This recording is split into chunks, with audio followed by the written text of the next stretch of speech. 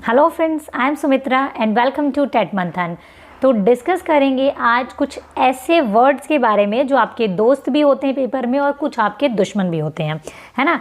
दोस्त यानी कि कुछ ऐसे पॉजिटिव वर्ड्स जो कि आपको पेपर में 1 नंबर दिलवा जाते हैं। अगर आपको क्वेश्चन के बारे में आइडिया ना भी हो, आंसर के बारे में आइडिया ना भी हो तब भी। और आपके दुश्मन कुछ नेगेटिव वर्ड्स जिनसे कि आपको बचना है, यानी कि उनके बारे में भी आपको पता होना चाहिए, है ना। तो वो भी आपको पेपर में 1 नंबर दिलवाते हैं अगर आपकी प्रिपरेशन बाय चांस नहीं है तब भी। देखिए, मैं कभी भी नहीं कहती हूँ कि सिर्फ टैग वर्ड्स के भरोसे आप पेपर में जा करके बैठिए, ठीक है। लेकिन आज जब पेपर में आपके 6 दिन बचे हैं, उसमें अगर किसी वजह से आपकी प्रिपरेशन नहीं हो पाई है या बहुत अच्छी नहीं हो पाई है, या फिर आप पेपर में 2 ऑप्शंस में फंसते हैं कहीं पे, ठीक है, कि भाई इसमें से कौन सा होगा, इसमें से कौन सा नहीं होगा, तो ये टैग वर्ड्स जो हैं आपके दोस्त और आपके दुश्मन की तरह आपकी हेल्प करेंगे उसमें आपका आंसर निकालने में, ठीक है। तो इसलिए मैं सजेस्ट करूंगी। और जैसे होता है ना, फ्री वाले आइटम्स पे लिखा होता है कि टर्म्स एंड कंडीशन या कुछ और, तो इसमें भी टर्म्स एंड कंडीशन में आपको ज़रूर ये कहूँगी कि भाई आप हमेशा पहले पेपर में जो क्वेश्चन दिया हुआ है ना, उसको और उसके आंसर्स को ज़रूर देखें आप, उसके कॉन्टेक्स्ट में फिर इन टैग वर्ड्स को आप इस्तेमाल करें तो आपको ज़रूर हेल्प मिलेगी। मतलब कुछ कुछ टैग वर्ड्स तो ऐसे होते हैं जो 99.9% आपका आंसर सही निकाल के दे देंगे, ठीक है। स्टार्ट कर लेते हैं। आज की वीडियो आप लोगों के लिए बहुत हेल्पफुल रहेगी, पूरी देखना और अपने सभी फ्रेंड्स के साथ में शेयर भी करना जिनका भी आप भला चाहते हैं, मतलब जिनको अपने दोस्त मानते हैं, ठीक है। तो आपके दोस्त यानी कि कुछ पॉजिटिव टैग वर्ड्स जो कि आपके पेपर में आपको हेल्प करेंगे। जैसे कि अगर मैं बात करूं, वाइगॉत्स्की की थ्योरी आपके पेपर में अगर आ जाती है, वाइगॉत्स्की से कोई भी क्वेश्चन आ जाता है, आप इस बात को एकदम याद रखेंगे।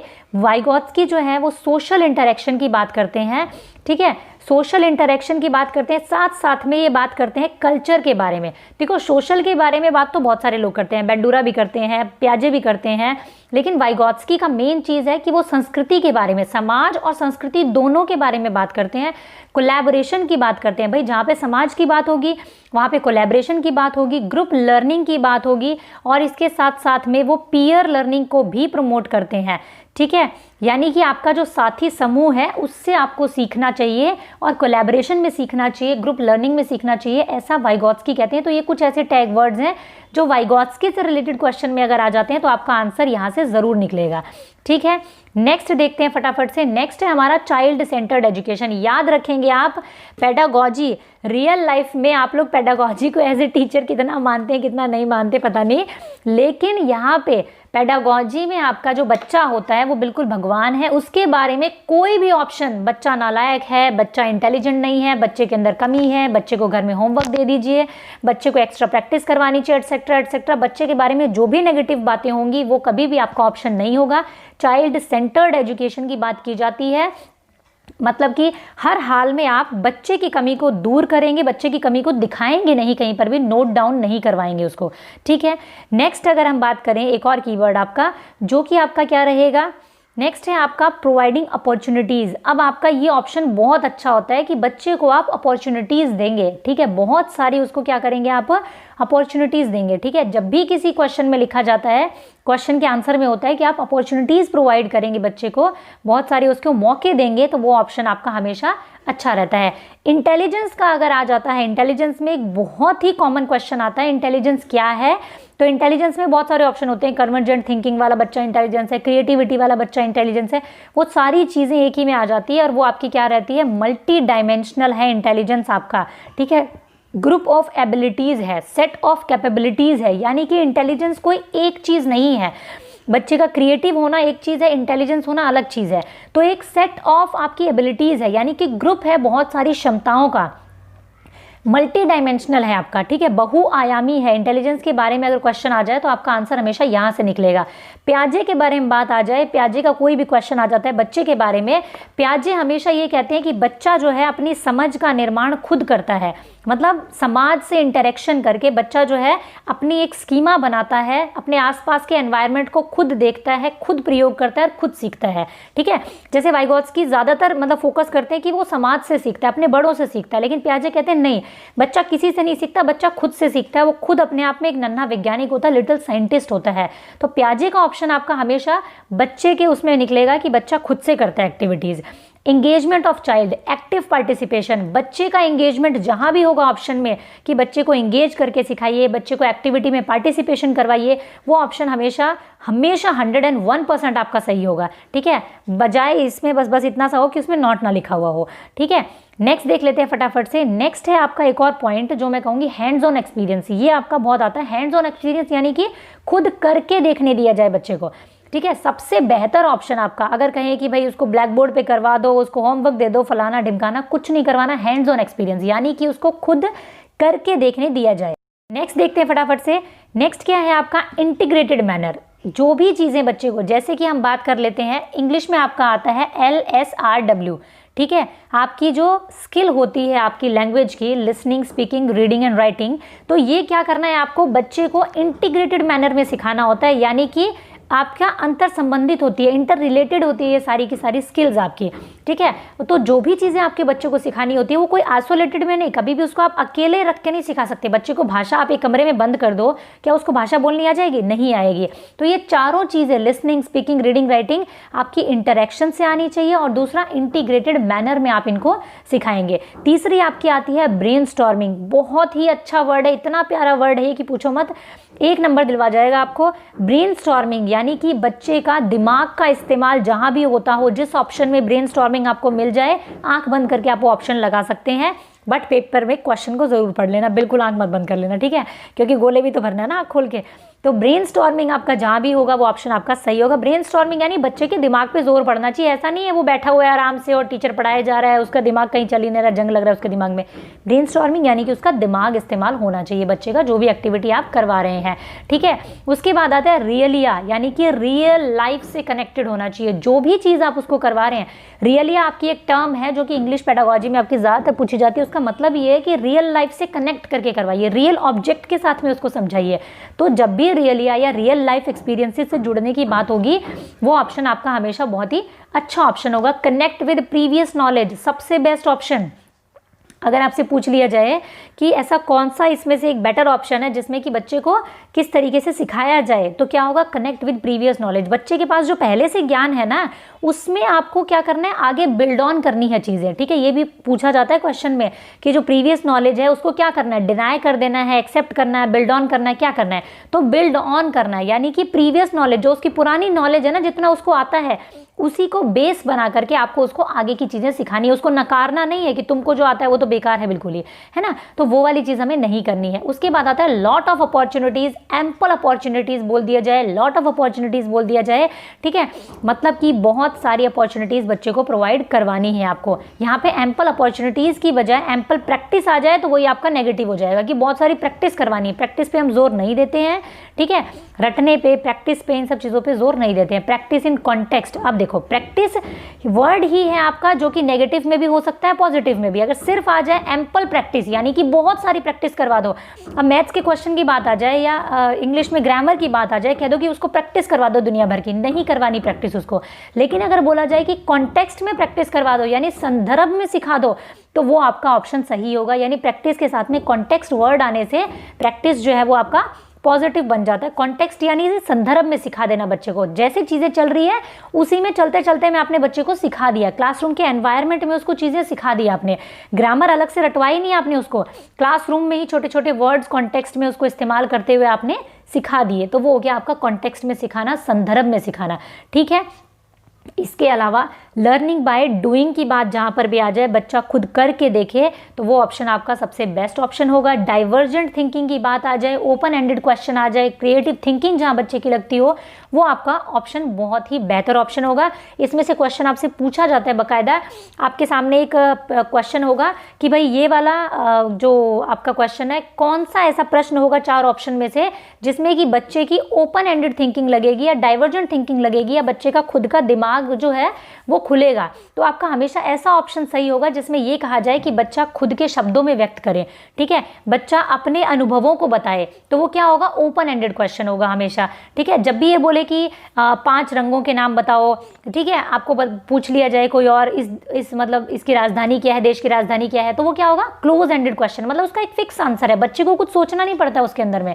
डाइवर्जेंट यानी कि बहुत सारी चीज़ें जो है बच्चे के सामने जो बहुत सारी ऑप्शंस खुले हुए होते हैं, उसको सोचने के लिए मौका मिलता है। प्रिंट रिच एनवायरनमेंट, लैंग्वेज के लिए इंग्लिश हो चाहे आपकी हिंदी हो चाहे सीडीपी हो, तीनों के लिए बहुत अच्छा ऑप्शन है प्रिंट रिच एनवायरनमेंट, यानी कि प्रिंट समृद्ध माहौल देना बच्चे को, यानी आपके जो क्लासरूम है उसका माहौल ही इतना प्रिंट रिच होना चाहिए, इतना समृद्ध होना चाहिए कि आपके चारों तरफ भाषा ही भाषा दिखे बच्चे को। चार्ट्स लगे हुए हैं, ठीक है, मॉडल्स लगे हुए हैं, इस तरीके का वातावरण आपको बच्चे को देना है उसको भाषा सिखाने के लिए, ठीक है।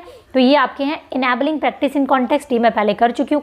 कुछ ऑप्शंस आपको रिपीट में मिलेंगे क्योंकि मैंने जैसे जैसे प्रीवियस ईयर उठा रही थी उनमें से जो जो मुझे निकल रहे थे मैं लिखती जा रही थी। रेनफोर्समेंट बच्चे को आपको देना है, लेकिन पॉजिटिव रेनफोर्समेंट की बात यहाँ पे ज़्यादा बेहतर मानी जाती है, ठीक है। नेक्स्ट देख लेते हैं फटाफट से, इंक्लूजन की बात हम करके चलते हैं। कभी भी सेग्रीगेशन नहीं करेंगे, अलग थलग नहीं करेंगे। ये बच्चा स्पेशल है, इसको स्पेशल क्लासेस दे दी जाए, स्पेशल टीचर के पास भेज दिया जाए, स्पेशल स्कूल में भेज दिया जाए, ठीक है, या फिर बच्चों को अलग अलग कैटेगरी में बांट दिया जाए, नालायकों का अलग ग्रुप बना दो, इंटेलिजेंस का अलग ग्रुप बना दो, ये सब चीज़ें नहीं करनी है।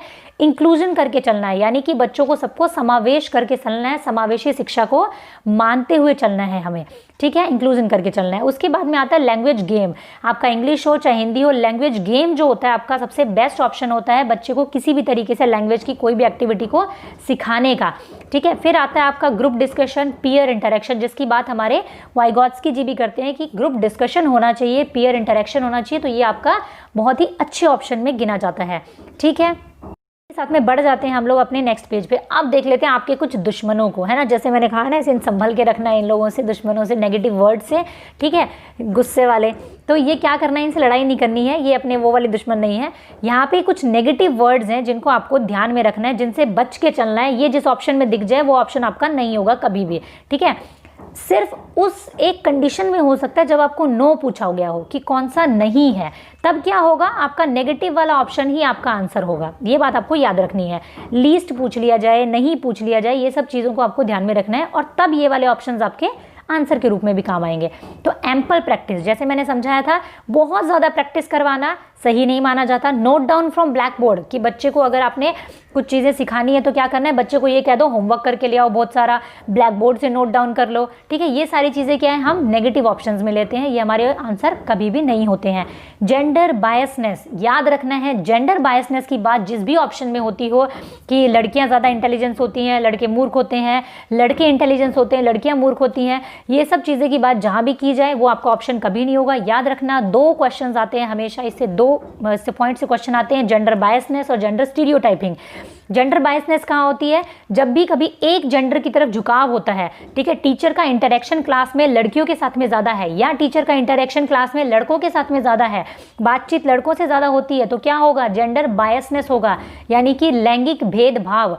अगर आ जाता है आपका कि कोई भी घिसी पिटी रीति रिवाज के बारे में बात की जाए कि औरतें घर का काम करेंगी, आदमी बाहर का काम करेंगे, वो क्या होगा, आपका जेंडर स्टीरियोटाइपिंग होगा। एक और तरीके से क्वेश्चन आता है कि एक जो समाज से निराली बात कर दी कोई कि महिलाएं बहुत अच्छी ड्राइवर होती हैं, ठीक है, और पुरुष जो होते हैं वो घर का काम बहुत अच्छा करते हैं, तो ये जो है ये कथन किस टाइप का है, तो ये कथन आपका कैसा होगा, जेंडर स्टीरियोटाइप को चुनौती देने वाला कथन होता है। ये आपका तीन ही क्वेश्चन बनते हैं, हमेशा याद रखना, जेंडर बायसनेस, जेंडर स्टीरियोटाइपिंग और जेंडर बायसनेस या स्टीरियोटाइपिंग को चुनौती देने वाला एक इस तरीके का कुछ अलग सा क्वेश्चन आएगा आपका, ठीक है। उसके बाद में पनिशमेंट, ठीक है, पनिशमेंट आपको किसी भी एंगल से आपका ऑप्शन में कभी कहीं पे मिल जाए, बिल्कुल बच के निकल जाना उससे। पनिशमेंट आपका ऑप्शन कभी भी नहीं होगा कि बच्चे को पनिशमेंट दिया जाए, बच्चे को क्या किया जाए, मतलब मुर्गा मुर्गी बना दिया जाए, या फिर आपको मतलब किसी भी तरीके से बच्चे को ढेर सारा होमवर्क करने के लिए दिया जाए पनिशमेंट के तौर पे, तो ये आपका ऑप्शन में जब होगा तो आंसर कभी नहीं होगा आपका ये। प्रोवाइडिंग नोट्स, अगर बोला जाए बच्चे को किसी भी एक पर्टिकुलर सब्जेक्ट में प्रॉब्लम है, कोई और चीज़ है, तो उसको बहुत सारे नोट्स प्रोवाइड करवा दिए जाएँ या उसको ब्लैक बोर्ड से उतारने के लिए कह दो, तो ये आपका ऑप्शन कभी नहीं होगा, नोट्स प्रोवाइड करवा देना। क्लोज एंडेड क्वेश्चंस, ठीक है, क्लोज एंडेड क्वेश्चन भी आपके ऑप्शन में होंगे, तो वो आपका आंसर कभी नहीं होगा। जिसका एक ही आंसर निकलता हो वो आपका ऑप्शन जो है कभी ठीक नहीं होगा, ठीक है। Know the historical background of the child, historical background, बच्चे के हिस्टोरिकल बैकग्राउंड से टीचर को कोई मतलब नहीं होता, बच्चा किस कास्ट से आता है, बच्चे की क्या गरीब है अमीर है, ये सब चीज़ें आपको नहीं देखनी होती हैं। तो इस ऑप्शन को आपको क्या करना है, नेगेटिव में लेना है कि टीचर को मतलब नहीं होता बच्चा किस उससे आता है। रूल्स को लर्न करवाना कभी हमारा ऑप्शन नहीं होगा, ठीक है। क्वेश्चन पूछा जाता है ना कि ग्रामर को बच्चे को किस तरीके से सिखाया जाए, तो उसमें एक ऑप्शन आपका होगा कि रूल्स याद करवा दिए जाएं। तो सुनने में तो अच्छा लगता है कि चलो भाई ग्रामर के रूल्स तो हम याद ही करते हैं, लेकिन ये आपका ऑप्शन ठीक नहीं होगा, क्योंकि हम ग्रामर को भी कॉन्टेक्स्ट में सिखाना अच्छा मानते हैं। पैसिव इमिटेटर, बच्चा अगर एक पैसिव इमिटेटर बना हुआ है, चुपचाप बैठ करके आपकी बात मान रहा है, सीख रहा है, ये आपका ऑप्शन सही नहीं होगा, बल्कि वो एक्टिव एक्सप्लोरर जहाँ होगा, यानी कि सक्रिय रूप से अगर जुड़ा हुआ है वो क्लास में, तो वो आपका ऑप्शन जो होगा वो अच्छा ऑप्शन है, पॉजिटिव रहेगा। बच्चे को ना तो आपको पनिशमेंट्स देनी है, ना ही आपको एक्सेस में रिवॉर्ड्स देने हैं कि भाई आपको उसको हर बात पे रिवॉर्ड देना है, तो इस तरीके का ऑप्शन भी आपका ठीक नहीं होगा। रैंकिंग करना, ग्रेडिंग करना, सीसीई में खासकर ये क्वेश्चन पूछा जाता है कि जो आकलन किया जाता है हमारा, उसका उद्देश्य क्या होता है।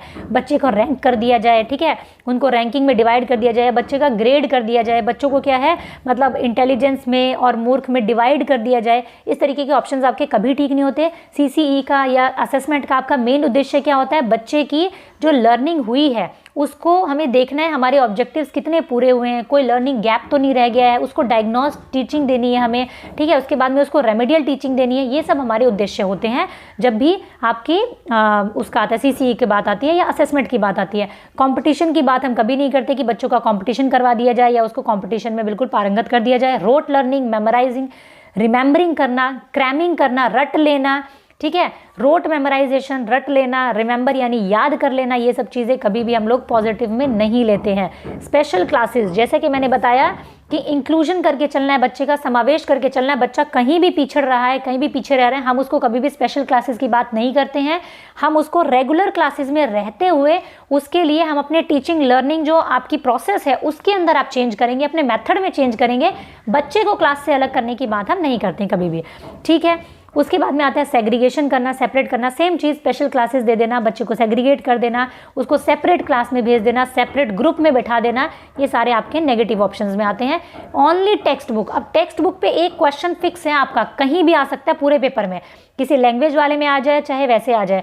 टेक्स्ट बुक आपकी ओनली टेक्स्ट बुक, मतलब सिर्फ और सिर्फ टेक्स्ट बुक पे डिपेंड होना, सिर्फ और सिर्फ पुस्तकों पे निर्भर करना, आपका ऑप्शन कभी नहीं होगा। टेक्स्ट बुक क्या होती है, सिर्फ एक रिसोर्स की तरह इस्तेमाल करना है, मतलब एक रिसोर्स है, एक साधन है जिससे कि टीचर जो है मदद लेता है और सिखाता है सिर्फ, या आपको भी सिर्फ सीखने के लिए मिलता है। सर्वे सर्वा नहीं है, सब कुछ नहीं होती टेक्स्ट बुक की, सब कुछ हमें टेक्स्ट बुक से मिलेगा। लर्न ऑल द रूल, मतलब सेम चीज़ है, सारे रूल्स आपको याद करवा दिए जाएं, ये भी आपका ऑप्शन कभी नहीं होगा। क्लोज एंडेड क्वेश्चंस वाला ऑप्शन आपका कभी नहीं होगा कि किसी भी क्वेश्चन का एक आंसर निकलता हो वो आपका आंसर हो। साइलेंट क्लासरूम, ये भी आप देखेंगे कि अगर एक क्लासरूम बिल्कुल साइलेंट है, कोई वहाँ पे आवाज़ नहीं हो रही है, तो वो भी एक पॉजिटिव ऑप्शन नहीं होता है। बल्कि अगर क्लास में थोड़ी बहुत डिस्टर्बेंस है, एक टीचर पढ़ा रहा है, क्वेश्चन आता है ये, एक टीचर पढ़ा रहा है, क्लास में थोड़ी बहुत डिस्टर्बेंस है, तो आप इसको क्या कहेंगे। 4 ऑप्शंस में आपके आता है कि क्लास में डिसिप्लिन नहीं है, टीचर का ध्यान नहीं है, या फिर टीचर की एक्टिविटी में बच्चों का ध्यान नहीं है, या फिर आप कहेंगे कि क्लास में एक क्या कहेंगे कि एक इंटरेक्शन है, ठीक है, एक आपका कन्वर्सेशन चल रहा है, ठीक है, कम्युनिकेशन चल रही है या कोई डिस्कशन चल रहा है, इसलिए थोड़ी बहुत आवाज़ हो रही है, तो वो ऑप्शन आपका अच्छा रहेगा। क्योंकि क्लास बिल्कुल साइलेंट क्लास, इसका मतलब एक रिजिड वहाँ पे डिसिप्लिन है, बच्चे वहाँ पे मतलब एक्टिव नहीं है, ठीक है, तो साइलेंट क्लासरूम नहीं होगा। सेट स्टैंडर्ड गोल, बच्चों के लिए स्टैंडर्ड गोल सेट कर देना, नेगेटिव ऑप्शन होगा आपका, अच्छा आंसर नहीं मानते हम इसको। इंग्लिश टैग वर्ड, इंग्लिश की जो आपकी लैंग्वेज आती है उसके लिए कुछ टैग वर्ड्स मैंने निकाले हैं, उसके लिए आप याद रखेंगे सेम चीज़। प्रिंट रिच एनवायरनमेंट, लैंग्वेज को सिखाने के लिए सबसे बेहतर ऑप्शन होगा प्रिंट रिच एनवायरनमेंट, ठीक है, इतना अच्छा एनवायरनमेंट आपको देना है प्रिंटेड कि बच्चा जो है अपने आसपास से अपने आप ही सीखता चला जाए, ठीक है।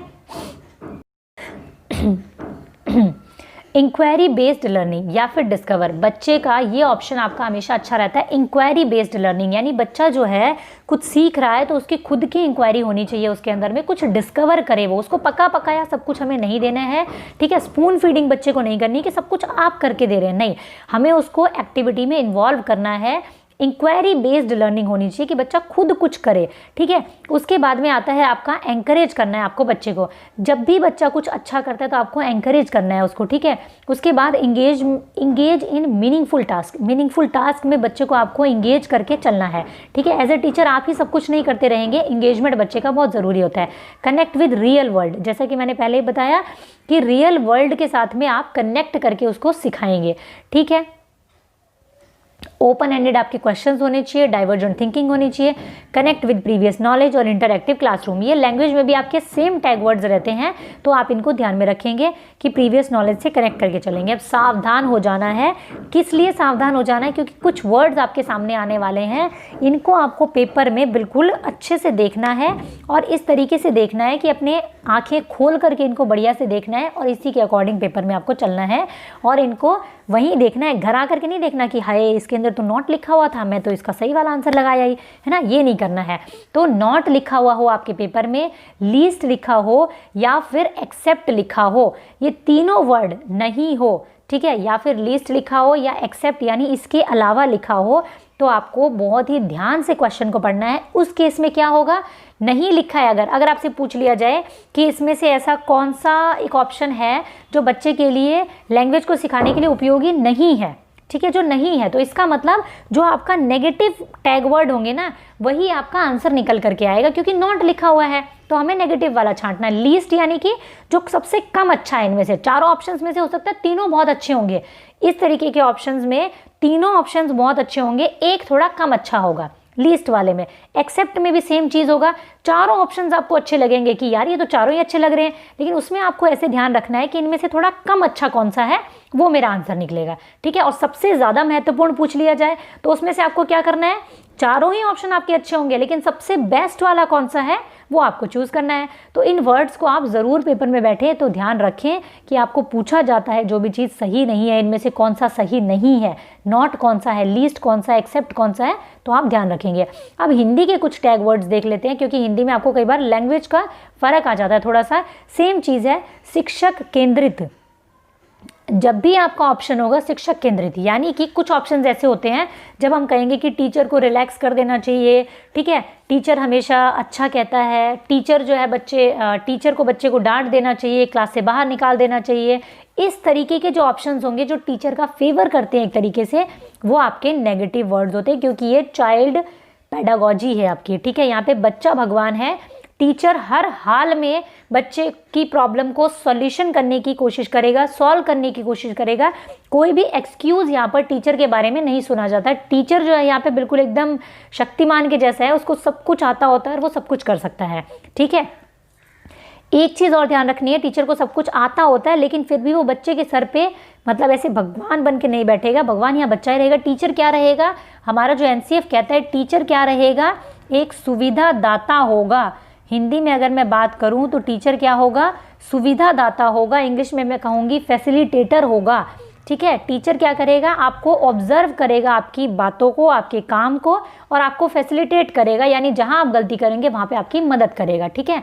भेदभाव नहीं करना है आपको, किसी भी लिंग से रिलेटेड, किसी भी कास्ट से रिलेटेड, किसी भी एज से रिलेटेड, किसी भी चीज़ का भेदभाव को नहीं करना है। दंड देना, सज़ा देना नेगेटिव ऑप्शन है। कक्षा में शांतिपूर्ण वातावरण नेगेटिव ऑप्शन है। सेम आपका रटना यानी मेमोराइजेशन नेगेटिव ऑप्शन है।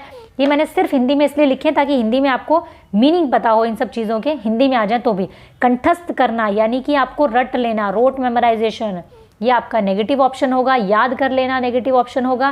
केवल अगर पूछ लिया जाए, केवल मतलब अगर कहीं पर भी ऑप्शन में ये लिखा हो ना कि केवल पाठ्य पुस्तकें ही अच्छी हैं, केवल आपको उसको याद करवा देना चाहिए, केवल कोई भी चीज़ में अगर केवल लिखा हुआ है तो यानी कि एक तरफ अगर कोई ऑप्शन आपको लेकर के जाता है तो वो आपका ऑप्शन गलत होगा, ठीक है, उस पर आप नहीं जाएंगे। लिखा हो ही, यही सही है, ठीक है, केवल इसी को ही करना चाहिए, केवल टीचर को ही बच्चों को मतलब सिखाना चाहिए, ही ऑप्शन जहाँ पर भी आ जाता है वो भी आपका क्या रहेगा, नेगेटिव ऑप्शन रहेगा। एकमात्र, ठीक है, एकमात्र वाला ऑप्शन भी क्या रहेगा आपका, नेगेटिव रहेगा। ही हो गया, केवल हो गया, एकमात्र हो गया, तीनों ही ऑप्शन जो होंगे आपके वो हिंदी में आप इनको अवॉइड करने की कोशिश करना, क्योंकि ये आपको एक तरफा लेकर के जाते हैं, कभी भी आपको साथ में नहीं करते हैं, ठीक है। व्याकरण पर जोर देना हम अच्छा नहीं मानते हैं। पूछा जाए कि किस तरीके से बच्चे को भाषा सिखाई जाए तो अगर आपके ऑप्शन में हो कि व्याकरण पे जोर देना चाहिए, गलत ऑप्शन होगा।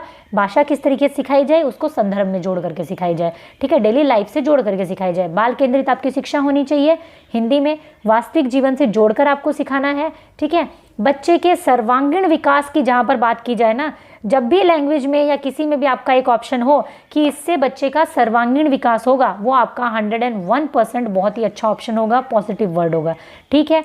उसके बाद अगर मैं बात करूँ, उसके बाद आता है करके सीखना, ठीक है, लर्निंग बाय डूइंग। भाषा को संदर्भ में प्रयोग करना, बहुत ही अच्छा ऑप्शन, ज़्यादातर टाइम आपका ये आंसर में रहता है आपका कि भाषा को संदर्भ में प्रयोग कर सके बच्चा। भाषा सिखाने का उद्देश्य हमारा क्या होता है, जब भी आता है आपके पेपर में कि भाषा सिखाने का हमारा उद्देश्य जो होता है वो क्या होता है, तो उसमें बहुत सारे ऐसे होते हैं कि बच्चे को व्याकरण याद हो जाए, बच्चा लिखना सीख जाए, बच्चा पढ़ना सीख जाए, बच्चे को अक्षरों का ज्ञान हो जाए, बच्चों को संदर्भ में प्रयोग करना आ जाए। तो आपका ऑप्शन हमेशा क्या रहेगा, बच्चे को संदर्भ में प्रयोग करना आ जाए, भाषा बोलनी आ जाए, भाषा समझनी आ जाए। सबसे पहला उद्देश्य हमारा यही रहता है, ठीक है। अर्थ ग्रहण करना, याद रखना आप हमेशा, जब भी ये ऑप्शन में मिल जाए आपको अर्थ ग्रहण कर सके बच्चा, ठीक है, तो आपका ये ऑप्शन हमेशा राइट ऑप्शन होगा। क्योंकि बच्चे को जब भी आप भाषा सिखाते हैं तो बच्चा सामने वाले की बात को समझ सके, जो उसके सामने बोला जा रहा है उसको समझ सके, जो वो खुद बोल रहा है उसको समझ सके, जो वो पढ़ रहा है उसको समझ सके, उसका अर्थ जान सके। ये हमारा सबसे मेन ऑब्जेक्टिव होता है भाषा को सिखाने का, ठीक है। अंतः क्रिया करके सीखे बच्चा, इंटरेक्शन करके सीखे, आपका बहुत बेस्ट ऑप्शन होगा। अंतः क्रिया का अगर ऑप्शन आ जाता है तो आपके सामने, ठीक है। इसके अलावा भाषा को प्रयोग करने की कुशलता आनी चाहिए बच्चे में। भाषा को सिखाने का हमारा मेन मोटिव क्या होता है, तो बहुत सारे ऑप्शंस होंगे आपके सामने, उसमें सबसे बेस्ट ऑप्शन होगा भाषा को प्रयोग करने की कुशलता। बच्चा क्या है, लैंग्वेज को यूज़ करना सीख जाए, लैंग्वेज को समझना सीख जाए, ये आपके लिए सबसे बेस्ट ऑप्शन रहेगा, ठीक है।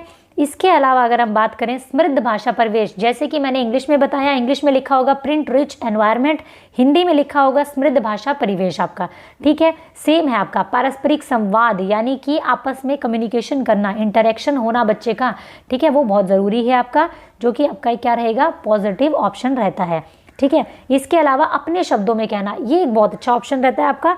जब भी आपके पास में कोई ऐसा ऑप्शन क्वेश्चन आ जाए कि भाई इस क्वेश्चन के आंसर में बच्चे को जो है क्या लिखना चाहिए, तो हमेशा उसमें एक ऑप्शन होगा कि बच्चा अपने अनुभवों को लिखे या फिर बच्चा इस कहानी को अपने शब्दों में लिखे। तो वो आपका हमेशा क्या होगा, एक पॉजिटिव ऑप्शन होगा। बच्चे अपने शब्दों में लिखेगा, इसका मतलब अपना दिमाग इस्तेमाल करेगा, ठीक है, अपनी क्रिएटिव थिंकिंग लगाएगा। तो ये आपका सबसे अच्छा ऑप्शन रहता है अपने शब्दों में लिखने वाला, ठीक है। ये हमारे कुछ नेगेटिव और पॉजिटिव टैग वर्ड्स थे जो कि सीडीपी के लिए भी यूज़फुल हैं। हिंदी के मैंने आपको अलग से बता दिए, इंग्लिश के मैंने आपको अलग से बता दिए, ठीक है। तो आपको बहुत हेल्प करेंगे ये पेपर में, जहाँ भी आप अटकेंगे वहाँ पर ये आपके दोस्त और आपके दुश्मन भी हैं तो भी मदद करेंगे। तो आप इनको ज़रूर ध्यान में रखें, इन सभी टैग वर्ड्स को स्क्रीनशॉट ले करके रखें और जाने से पहले ज़रूर इनको पढ़ करके जाएँ, ठीक है। Thank you. और इसको अकेले मत देखना, अपने जिन फ्रेंड्स का भला चाहते हैं आप उनके साथ में इस वीडियो को ज़्यादा से ज़्यादा शेयर करें, लाइक करें और कमेंट सेक्शन में पूछें। अगर कोई भी कन्फ्यूजन हो किसी भी टॉपिक से रिलेटेड, किसी भी वर्ड को लेकर के, ज़रूर मुझसे पूछें कमेंट सेक्शन में। सब्सक्राइब कर लेना चैनल को अगर पहली बार देख रहे हो, बेल आइकन हिट कर लेना ताकि आने वाली अच्छी वीडियो के लिंक्स आपको मिल सकें, आपको नोटिफिकेशन मिल सके। क्योंकि आने वाले टाइम में हम सुपर टेट की प्रिपरेशन करेंगे, रीड की प्रिपरेशन करेंगे। सीटेट जैसे ही हो जाता है तो हम सुपर टेट और रीड के लिए भी मैं आप लोगों के लिए सीडीपी की क्लासेस जो है वो ज़रूर प्रोवाइड करूँगी। Thank you. Keep learning, keep supporting and keep sharing.